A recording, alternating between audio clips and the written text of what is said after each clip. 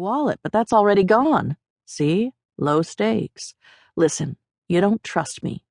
That was an understatement. Was there a man left on earth that she did? I don't blame you.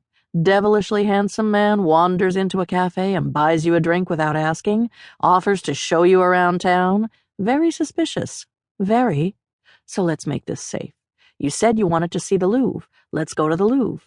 I'll show you all my favorites, and then, if I haven't murdered you by supper time, you let me take you someplace special, someplace no guidebook in the world would ever recommend.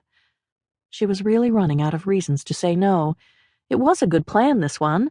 They'd be in a public place. She'd have time to feel him out a little more. And if he wasn't too much of a psycho, well, everyone had to eat, didn't they? Still, she kept up her air of skepticism. She rather liked all his efforts to convince her. I don't even know your name. The way his dimples shone when he lifted up one corner of his mouth was completely unfair. Extending his hand again, he offered, Rylan, pleased to make your acquaintance. Rylan? That was unusual. She liked it. Kate, she volunteered in return, and with no more real excuse not to, she accepted the handshake, slipping her palm into his. Warm fingers curled around hers, his thumb stroking the side of her hand, and, oh, the rake! He bent forward as he tugged on her hand, twisting ever so slightly so he could press his lips to the back of her palm. Charmed. I'll bet you are. But her pulse was racing faster, and the kiss felt like it seared all the way to her spine. This man was dangerous. He straightened up, but he didn't let go. Sweeping his other arm toward the door, he asked, So? She hummed to herself as she gazed up at him, as if there was any question of what she was going to do. His blue eyes sparkled, like he already knew her answer, too. Well, she rose from her seat, feeling taller than usual, more powerful. Maybe it was all the flattery of a guy like this hitting on her. Maybe it was the headiness of making this kind of a decision. Either way, it made her straighten her shoulders and insert a little sway into her hips. Well? Lead on, she said. He didn't let go of her hand. That's what I was hoping you'd say. With a squeeze of her fingers, he took a step toward the door. Let's go look at some art. External pressures aside, she had come to Paris to be inspired by beauty. She could find it on the walls of a famous museum, and she could find it in the lines of this man's shoulders and throat.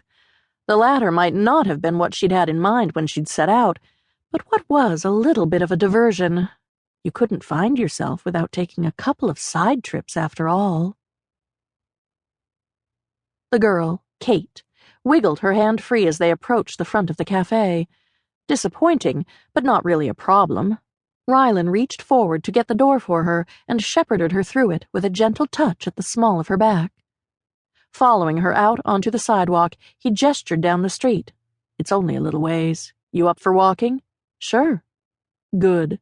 Paris came alive this time of year, with the trees and flowers in full bloom, the sky a brilliant blue. Even the traffic seemed less suffocating now that summer was on the horizon.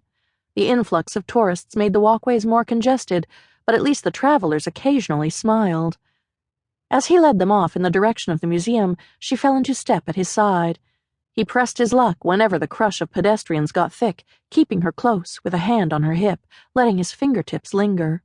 She fit so well against him, every brush of their bodies sending zips of awareness through him, making him want to tug her closer in a way he hadn't entirely anticipated. The whole thing seemed to amuse her, but her efforts to act like she wasn't affected were undercut by the flush on her cheeks, the way she allowed him to keep her near. Until they paused to wait for a light to change, and she pulled away, turning so she was facing him. So, Rylan.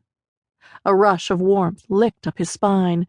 His name sounded so good rolling off her tongue, far better than Theodore Rylan Bellamy III ever had.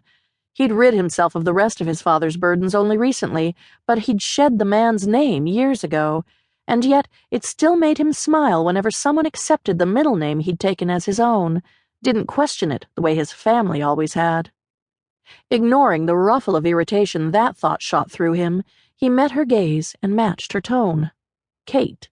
She looked him up and down. What's your deal? Right, because this wasn't all just flirtatious touches.